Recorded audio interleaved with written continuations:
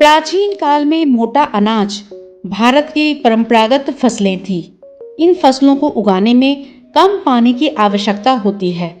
यह फसलें कम अवधि में अच्छी मात्रा में अनाज का उत्पादन करता है। इस फसल को सूखे क्षेत्रों, वर्षा आधारित या पहाड़ी क्षेत्रों में आसानी से उगाया जा सकता है। यह फसल मानव के लिए पौष्टिक आहार तो है ही, दूसरी ओर पशुओं के चारे के काम में भी आता है। इन फसलों के उत्पादन में लागत कम आती है। आज जलवायु परिवर्तन को देखते हुए मोटे अनाज की खेती कृषकों के लिए काफी फायदेमंद है। इसी परिप्रेक्ष्य में बिहार में कृषि विभाग, बिहार सरकार द्वारा कृषकों को मोटे अनाज की खेती करें, इसके लिए जागरूक और प्रशिक्षण दिया जा रहा है।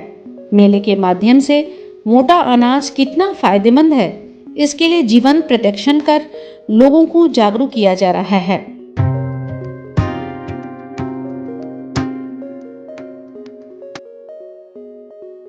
किसान भाई, मोटे दाने वाले फसलों के बीज मोटे होते हैं।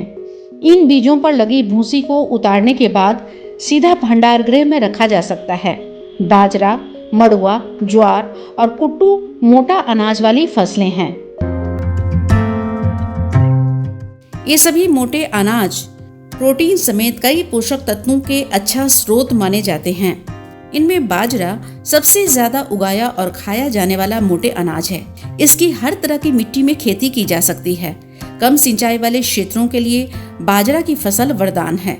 प्रोटीन, फाइबर, अमीनो एसिड समेत कई न्यूट्रिएंट से भरपूर इस मिलेट से ब्रेड, दलिया, कुकीज समेत कई लजीज व्यंजन बनाए जाते हैं।